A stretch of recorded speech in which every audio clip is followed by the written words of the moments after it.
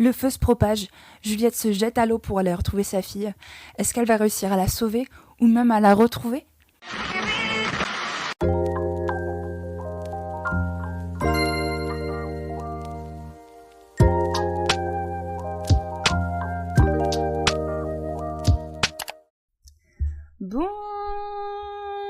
Bonjour et bienvenue dans le twist final. Je suis Apostrophe et aujourd'hui on parle du film Chocolat qui est sorti en 2000 avec Juliette Binoche, Léa Olin, je sais pas, Judith Dench que je ne connais pas mais qui apparemment est une très grande actrice, et l'acteur en J et en D qu'on ne nommera pas pour des raisons très évidentes.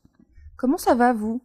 Moi ça va, là, ce week-end c'était la Pride, c'était la Pride hier, donc je vous avoue que je ne suis pas de première fraîcheur. Avant ça, je suis allée à un festival pour faire du volontariat. C'était un festival de métal, et je vous avoue que c'est pas... Respect aux métalleux, mais c'est pas exactement ma cup of tea. Donc là, je suis un peu en mode cosy, j'ai un peu envie de parler, et d'être un peu tranquille avec vous, quoi. La raison pour laquelle je voulais regarder ce film, c'est parce que je l'avais vu enfant, et je l'avais bien aimé. Enfin... On va dropper un peu de lore. Je vous avais parlé de ma copine qui était très très fan de Johnny Depp, quand j'étais genre au collège. Et elle m'avait conseillé ce film parce qu'il est dedans et... Merde, j'ai dit son nom, mais bref, l'homme en J qu'on n'aime pas, c'est lui. Bref, vous avez capté. Et à l'époque, je l'avais beaucoup aimé, mais sauf que comme beaucoup... Ok, je me remets et je parle. Ok. Mais comme beaucoup de films, tu sais, que tu regardes quand t'es enfant ou ado, tu trouves ça trop bien à l'époque, mais après quand tu les regardes, tu te dis... Il y a 2-3 trucs que j'avais pas trop capté, en fait c'est pas très ouf. Et je sais pas, là j'y repensais, j'avais envie de le re-regarder pour voir si ça me plaisait toujours autant. On est dans une ambiance de village français très conservateur. Ah oui, le film est adapté d'un livre anglais, et ça se passe dans un petit village français. Chacun connaît sa place, et si tu la connais pas, on va t'aider à t'en souvenir. On est en plein carême, donc c'est-à-dire la période avant Pâques, où t'es censé un peu, genre, te restreindre, pas manger... Je crois que de base, t'es censé jeûner, et après ça s'est transformé en faut pas manger de viande, mais en gros, t'es pas censé manger de sucreries, de faire trop d'excès, ce genre de trucs, quoi. Et bref, c'est l'hiver, tout est fermé, c'est pas la joie. Tout commence dans une église, il y a un prêtre qui prête... Tout commence dans une église, il y a un prêtre... C'est tellement dur à dire, un prêtre qui prête serment. Je vous engage à essayer de le dire. Un prêtre qui prête serment. Tout le monde est à l'église, on voit un petit peu tous les personnages et leur personnalité, machin. Et au même moment, Vianne et sa fille arrivent. La tempête fait rage et elles arrivent avec la tempête. Toutes les deux déguisées en petit chaperon rouge avec leur petite cape rouge. Vianne, c'est Juliette Binoche. Sa fille, c'est Anouk. Elles viennent toutes les deux d'Andalousie et elles cherchent à louer ce qui était une pâtisserie. La vieille proprio, elle s'appelle Armande. C'est donc elle, Judy Dench, que je ne connais pas, mais qui apparemment est très connue. Donc si vous la connaissez, s'il vous plaît, donnez des petites infos. Donc elles arrivent, elles s'installent, elles demandent à louer l'endroit. Armande, elle est toute grochon, mais elle finit par accepter. Le maire du village, on comprend que sa famille règne sur le village depuis des générations et des générations. C'est un conte, c'est le conte de Reynaud. Et comme il y a quelque chose de nouveau qui arrive dans son village... Bien sûr, il vient fliquer, donc il vient voir Vianne, en mode « Tiki, t'ouvres une pâtisserie dans mon village ?» Un peu pour fliquer. Et elle a dit « Non, c'est une surprise, hihihi. » Sauf qu'il apprend, en voulant l'appeler madame, qu'il faut l'appeler... Elle lui dit « Non, tu m'appelles mademoiselle, j'ai jamais été mariée. » Et lui, il est là genre « Comment ça, t'as jamais été mariée ?» En mode morale panique, tu vois. Si t'es une meuf et que t'as un enfant, t'es censée être mariée, ou au moins, à la limite, être veuve, tu vois. Mais ça, c'est inacceptable. Et en plus, il se trouve que le local, elle va l'utiliser pour ouvrir une chocolaterie, en plein carême. Donc là, le maire, il est pas content du tout, et il décide que cette chocolaterie, on va la boycotter. La chocolaterie ouvre, et forcément, tout le monde est intrigué, déjà parce que c'est beau. Elle fait tout un tas de petits... Ça me donne trop envie de manger, genre... On la voit faire tous ces petits différents chocolats, ces petites sculptures de trucs, de machin, ça a l'air trop bon. Et Vianne, c'est une vraie commerçante, elle aime bien observer les gens. Dès qu'elle voit quelqu'un un peu intrigué par son magasin, elle le fait rentrer. Et son grand jeu, c'est d'essayer de savoir quel est leur chocolat préféré. Enfin, même plus que ça, elle pense qu'elle a le pouvoir de deviner directement quel est ton chocolat préféré? Donc, elle arrive, elle te fait installer, genre, touk, touk, touk, touk, touk. Toi, je pense que ton chocolat préféré, c'est les truffes. Donc, voilà des truffes pour toi. Toi, c'est, je sais pas, les gâteaux au chocolat. Donc, je te donne un petit gâteau au chocolat. Enfin, bref, vous avez capté le délire. Et aussi, elle sort une espèce d'assiette qui est fait tourner. Et elle demande aux gens de dire ce qu'ils voient dans l'assiette. Et apparemment, c'est censé aider à savoir, à l'aider dans sa quête de savoir son chocolat préféré. Bon. Ok. On commence à en apprendre un peu plus sur tous les petits secrets du village, notamment un petit garçon qui s'appelle Luc, qui est un... Est-ce que c'est un ado? J'arrive pas à me rendre compte. Les enfants, je ne sais pas donner leur âge. Soit ils ont 2 ans, soit genre 15. J'arrive pas vraiment à savoir entre les deux quel âge ils ont. Mais il est un peu dark. Il dessine beaucoup, mais on le voit que dessiner des Christ en croix, des oiseaux morts, des choses comme ça. Il est élevé par sa mère, que je vais appeler Felicity parce que c'est l'actrice qui joue Felicity dans... Mince, j'ai oublié. Dans Matrix, oh mon dieu. C'est l'actrice qui joue Felicity dans Matrix qui est aussi la secrétaire du maire. Et ce petit Luc, il n'a pas le droit d'aller voir sa grand-mère qui est Armande. Tout est connecté. La proprio du local de la chocolaterie qui est devenue amie avec Vianne, c'est la grand-mère de Luc qui est aussi la fille de Felicity qui est la secrétaire du maire qui essaye de faire fermer la chocolaterie. Vous voyez un peu le délire? Donc, Armande explique que sa fille veut pas qu'elle voie Luc parce que c'est une mauvaise influence, parce qu'elle lit des livres indécents, genre elle doit... Je sais pas, elle doit lire A Court of Thorns and Roses, des trucs comme ça. Elle boit de l'alcool, bref, c'est pas une très bonne chrétienne, quoi. À côté de ça, on rencontre Joséphine, qui est la femme du gars qui tient le bar, et elle vole du chocolat dans la boutique. Vianne le sait pas, mais comme elle l'a vu regarder ses chocolats spécifiquement, elle va lui rendre visite au bar pour lui en offrir, et on comprend très rapidement que Joséphine, elle vit sous l'emprise de son mari violent.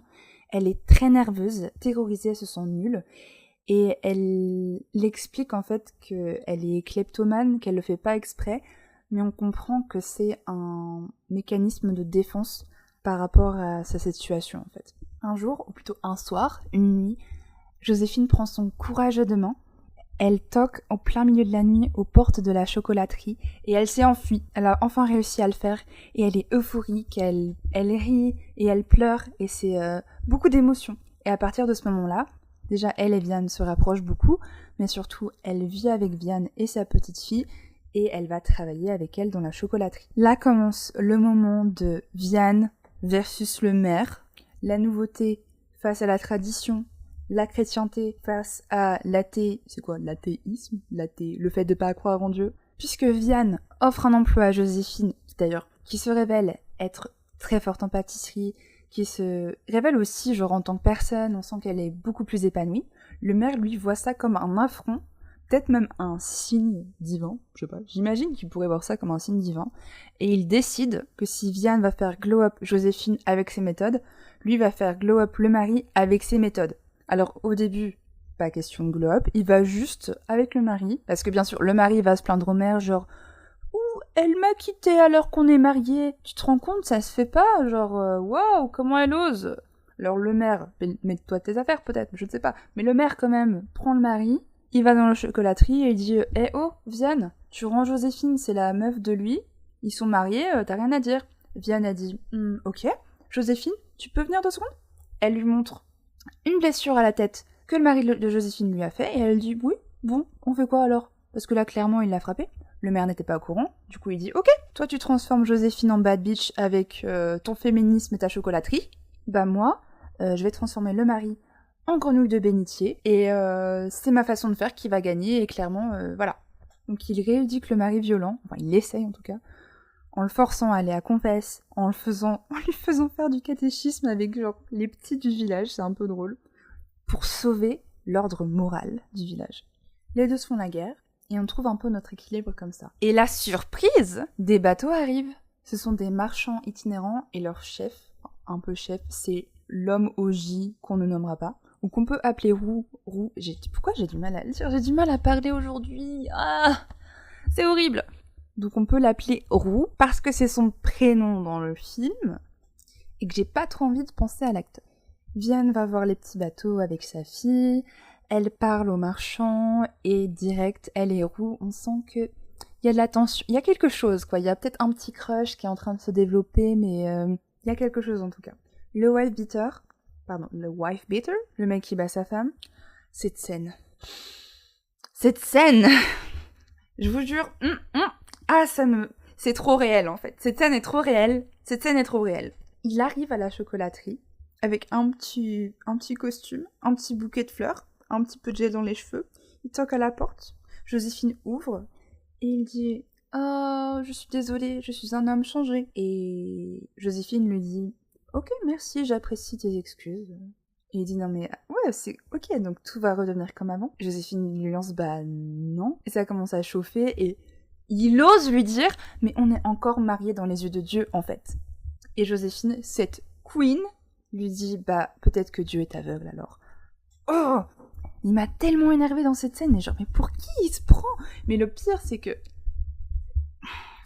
si vous savez, vous savez. Genre, if you know, you know, c'est réel ce genre de comportement, mais ça m'énerve tellement. Maintenant, c'est plus seulement la chocolaterie qui pose problème, c'est aussi ces voyageurs itinérants. On en vient à faire un meeting avec tous les villageois pour sauver l'ordre moral, c'est-à-dire en gros ne pas du tout interagir avec les voyageurs itinérants, ne pas les servir, ne rien leur acheter, enfin les ignorer totalement. Ça crée des points communs entre Vianne et les voyageurs, puisque dans les deux cas, le maire essaye de les virer, donc forcément ça les rend plus close, quoi. Ça les force à être en proximité, à se parler, à devenir amis, peut-être plus si affinité, je ne sais pas, on verra. Le mari violent casse la vitrine de la chocolaterie pendant la nuit, il s'introduit dans l'appartement de Joséphine, enfin dans l'appartement de Vianne où Joséphine et la petite sont. Il en arrive à carrément étrangler Vianne, jusqu'au moment où Joséphine l'assomme avec une poêle. Alléluia. Un petit rituel s'est établi où Luc, le petit garçon, vous vous souvenez le petit garçon un peu dark qui dessine des trucs morts, un rituel s'est établi où il vient à la chocolaterie, et juste à ce même moment-là, oh il se trouve que Armande, sa grand-mère, aussi est à la chocolaterie, bah ça alors. Et ils apprennent à se connaître, et le plan c'est que Luc, à chaque fois, dessine sa grand-mère pour lui faire un beau portrait d'elle. Sauf que ce jour-là, Felicity les surprend, elle débarque, elle se dispute avec sa mère, et c'est là qu'on apprend qu'en fait Armande est diabétique, et c'est ça la raison qui fait que Felicity ne veut pas lui parler et ne veut pas qu'elle soit en contact avec Luc, parce qu'elle pense que ça peut être un moyen de forcer sa mère à prendre soin d'elle. Mais Armande, elle ne veut pas se faire soigner, elle veut vivre sa vie comme elle l'entend, boire du chocolat, et elle refuse d'aller en maison de retraite surtout. Et elle dit à tout le monde, c'est ma vie, je fais ce que je veux. Au même moment, Roux et avec une petite fille, il va au bar pour avoir un peu d'eau. Et le barman, qui est le mari violent, lui dit quoi? Il lui dit, on ne sert pas les animaux. Mais genre, mais j'étais sans voix, genre. Mais à quel moment tu parles comme... Enfin, je sais que c'est censé être le méchant du film, mais vraiment, genre, j'en pouvais plus là à ce moment-là. Mais vous savez qui va lui donner de l'eau? Qui ne refuserait pas de lui donner de l'eau? C'est Vianne, bien évidemment. Alors, il va à la chocolaterie. Une petite blague qu'il y a à chaque fois que les deux se rencontrent, c'est que Vianne se plante dans son chocolat préféré. Elle lui en offre un, genre, voilà ton chocolat préféré. Et Roux dit, ouais, très très bon, très très bon. Mais c'est pas mon chocolat préféré, malheureusement.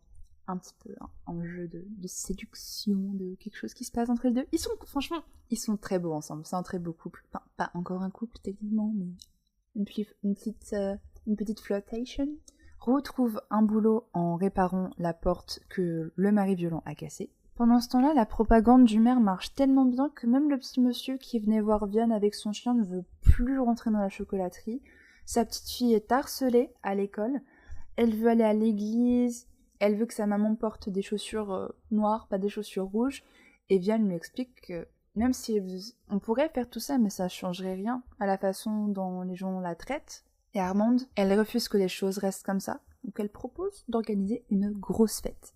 Vianne est convaincue que personne ne viendra si elle organise une fête. Et Armande dit, ils sont pas obligés de savoir qui organise cette fête. Mon anniversaire arrive, on n'a qu'à dire que c'est une fête pour mon anniversaire. Et voilà, c'est juste toi qui l'organise. Il se trouve que ce sera toi qui l'organiseras, mais voilà, ils sont pas obligés d'être au courant. Le jour J, la fête bat son plein.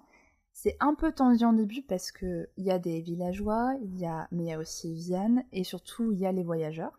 Mais au final, Armande met les points sur les i, ça se détend. Luc, oh j'adore cette scène. Cette scène est trop cute. Luc, il offre le portrait qu'il a dessiné à sa grand-mère, et c'est trop émouvant, genre il dit C'est trop mignon, c'est trop mignon. Armand est sur le point de pleurer et tout, franchement c'est adorable. Felicity pendant ce temps-là cherche Luc partout. Le dîner d'anniversaire se passe chez Armande, mais le dessert c'est sur les bateaux des voyageurs. Felicity finit par retrouver Luc et sa grand-mère, enfin elle les voit de loin, mais comme elle les voit s'amuser, en fait sa colère se dissipe d'un coup et elle décide de se mettre en retrait.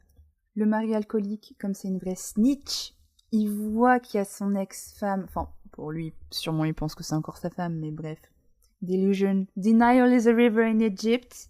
Il va appeler le maire, genre, monsieur, regardez, il y a des villageois qui sont en train de parler avec les voyageurs itinérants. Et le maire, il est pas content, il dit, voilà, c'est pas cool, il faut arrêter ça, mais il fait rien. Et le maire, bien sûr, est pas content, il dit que c'est contre nature, hein. Non, il dit pas ça, mais en gros, il dit que c'est contraire à l'ordre moral. Tout le monde danse, et Vianne et Roux s'éloignent. Ils vont dans une petite barque. Je ne sais pas exactement ce que c'est censé être, mais en gros, je vais vous décrire. C'est une barque, mais comme avec une grande tente blanche aménagée dessus, ce qui fait qu'on ne voit pas ce qui se passe à l'intérieur. Ils sont là tous les deux en train de flirter, et pour la première fois, Vianne avoue que en fait sa fille, elle déteste cette vie itinérante, en fait, de tout le temps voyager, de village en village, de jamais se poser. Elle aimerait pouvoir rester au même endroit. Side plot, le maire depuis le début, on sent qu'il y a un truc qui va pas avec sa femme. Quand on lui demande, il dit oui, elle est partie à Venise. Là, on voit en train de découper les robes de sa femme. Enfin, on comprend que sa femme, elle va pas revenir de Venise, vous voyez. De retour sur les bateaux, il fait maintenant nuit noire, et on voit quelqu'un, une personne non identifiée, mettre le feu au bateau des voyageurs. Sauf que Roux et Vianne, ils sont dans une barque qui est éloignée, ils voient les flammes au loin. Prise de panique, elle veut aller chercher sa fille, elle se jette dans l'eau. Roux s'y jette à son tour pour la retenir parce qu'il lui dit qu'elle ne pourra pas en fait nager assez vite pour aller la sauver. C'est trop tard en fait, c'est trop tard. Heureusement, c'était une fausse alerte. Enfin, le feu est réel, mais sa fille est saine et sauve. Mais beaucoup de gens auraient pu mourir en tout cas. Luc était déjà parti à ce moment-là puisqu'il a ramené sa grand-mère chez elle. Il prépare la maison de sa grand-mère pour le lendemain pour que tout soit parfait. Il tente de lui parler, mais il la découvre morte dans son fauteuil. Il va voir sa mère et il tombe dans ses bras. L'enterrement d'Armande a lieu, avec un prêtre qui prononce un sermon qui est rédigé par le maire, lourd de menaces et de morale rigide. Vianne sent l'appel du vent. Elle a ce désir de partir loin, mais sa fille la supplie de rester. Joséphine tente aussi de la retenir en lui expliquant que partir, ça ferait seulement que tout retournerait à l'ancien chaos d'avant Vianne. Mais Vianne lui dit, mais en fait, elle perd totalement confiance en elle, elle se sent totalement coupable de ce qui est arrivé à Armande, et elle a l'impression qu'elle doit partir.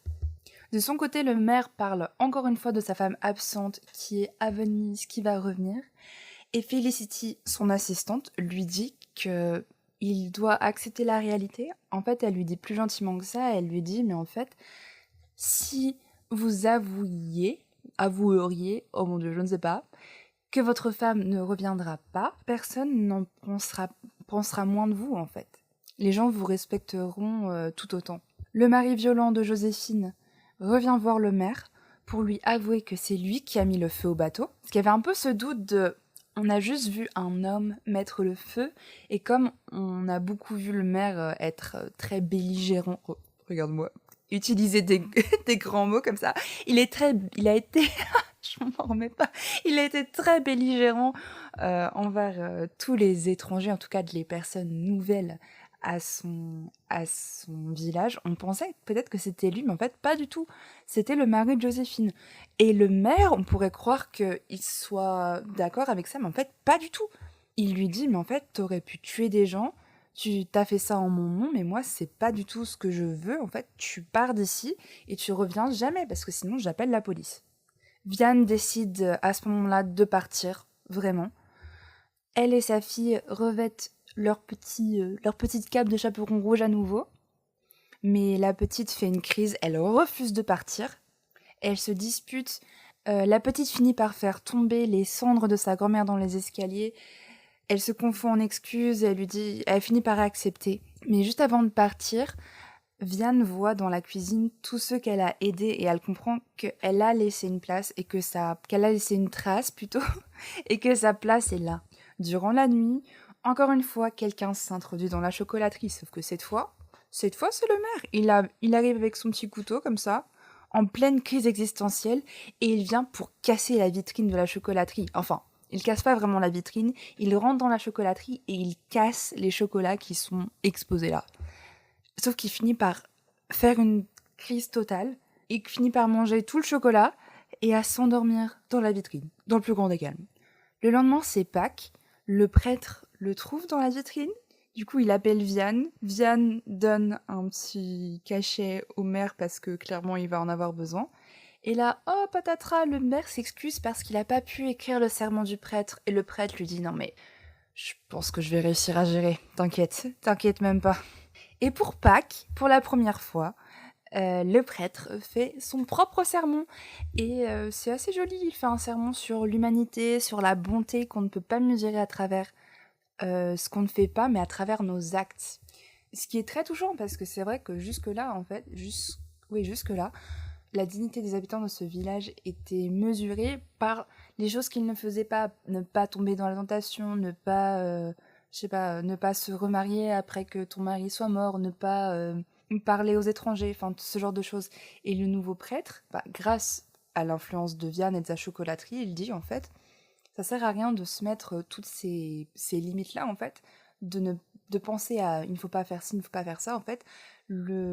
Ta bonté est surtout définie par ce que tu fais en fait. Ouvrir ta porte aux personnes dans le besoin, être une bonne personne finalement quoi. C'est la fête au village. Le maire ose enfin parler à Felicity en mode un peu drague, mais la voix off nous apprend qu'il faudra encore quand même 6 mois pour qu'il lui demande de partir en date avec elle. Joséphine, puisque maintenant son mari est parti, elle reprend le bar. Le vent continue d'appeler Vianne, mais cette fois, elle résiste pour de bon. Elle fait une croix sur l'évasion et elle décide de rester ici. Elle décide que sa place est ici. Et tout va bien. Dans le meilleur des mondes, la seule chose qui manque, c'est peut-être l'amour, puisque Roux, euh, après que ses bateaux se soient fait brûler, il est reparti sur la route. Mais bon. L'été suivant, le vent ramène quelqu'un. C'est Roux, l'amoureux de Vianne. Et enfin, on apprend quel est son chocolat préféré. C'était le chocolat chaud tout ce temps, tout simplement. Tout le monde trouve enfin sa place et le bonheur du vivre ensemble. C'est pas beau. Donc ouais, franchement, moi j'ai bien aimé ce film. C'est très cosy. C'est très... Ouais, vraiment, c'est très cosy vibe. Genre, petit... Presque un huis clos finalement, puisque ça se passe dans un petit endroit, un... un village en fait, un petit village paumé en France quelque part. Je pense qu'on peut appeler ça un film féministe, une femme non mariée avec un enfant qui accepte de parler à des étrangers, donc voilà, c'est très... c'est des combats un peu... Non, j'allais dire en fait n'importe quoi, j'allais dire que c'est des combats qui sont un peu passés, mais en fait c'est pas vrai. C'est pas vrai du tout. Mais en tout cas, c'est un film qui se passe dans le passé et ça se ressent. Mais ouais, non, c'est très... En fait, je pensais surtout au fait que c'est un peu en mode... Attends, je suis en train de me perdre dans le fil de mes pensées. Mais je trouve que ça fait un peu old school dans le féminisme, surtout dans la façon, en fait. Pas dans le fond, mais plus dans la forme. Parce que c'est un féminisme qui est très discret, en mode... elle change toute une communauté, juste en étant elle-même. Tu vois un peu le délire. Genre discret mais puissant. Mais j'ai kiffé. J'ai kiffé, voilà, on y voit des femmes qui refusent de se laisser enfermer dans des cases, des cases, des femmes qui refusent de se laisser enfermer dans des cases, Vianne par rapport aux choses que j'ai citées, Joséphine qui quitte son mari violent, Armande qui décide de faire littéralement ce qu'elle veut de sa vie, à leur manière. Elle s'oppose aux normes en fait. Elle s'oppose aux normes de cette petite communauté totalement patriarcale et pleine de préjugés. Et ce que je trouve qui fait... Est-ce que c'est français de dire ça? Ce que je trouve qui fait que... un peu tarabiscoté, mais on va dire que ça marche. Ce que je trouve qui fait que c'est aussi un film très cosy, c'est qu'il y a cet aspect de communauté, de famille créée, famille trouvée, qui est très agréable en fait. Vianne, elle arrive comme ça avec sa fille, et en étant elle-même, elle trouve ses gens. Un des personnages qui m'a le plus touchée, je pense que c'est vraiment celui de Joséphine. C'est elle qui a comment on appelle ça, la progression, le caractère development le plus grand.